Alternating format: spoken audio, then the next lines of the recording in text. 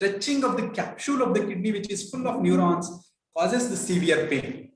So silent sitting stones inside kidney, they will not cause any pain, whereas blocking the path will cause pain.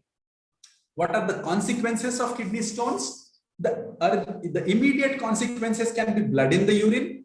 Any system which gets blocked for longer time, there is chance for bacteria to grow there. So urine tract infection or infection inside the kidney, which may also spread into the blood and cause sepsis and kidney failure. These could be some immediate consequences of kidney stone, whereas chronic obstruction, many times we see patients, they don't have any pain, and on a routine scan, they find that their kidney is swollen and they have a stone stuck here. You can see here this white piece of stone here, which has blocked the path of the ureter, and the ureter is swollen. The other side ureter is not seen.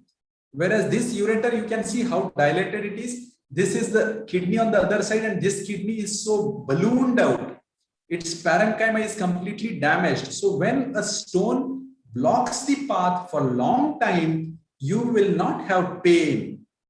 The kidney's function is lost. The kidney is not producing any further urine, so there is no pressure generated, and so there is no pain. So if somebody has a kidney stone and pain, the relief of pain can be very deceptive.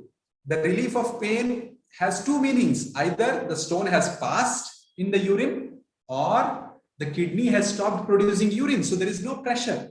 So even if you don't get pain, better to do an ultrasound to rule out that the stone has passed and not just assume that the stone has passed. It's very important, because that's how long-term obstruction will lead to loss of that kidney.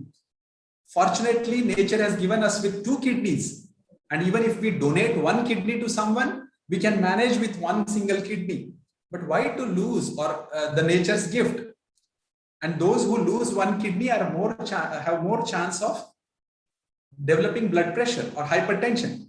So how to diagnose a kidney stone? Simple tests like the ultrasound scan or a non-contrast CT scan can diagnose stones. Sometimes ultrasound can miss. Sometimes people keep having coming to the hospital saying that they are having pain. Ultrasound is normal.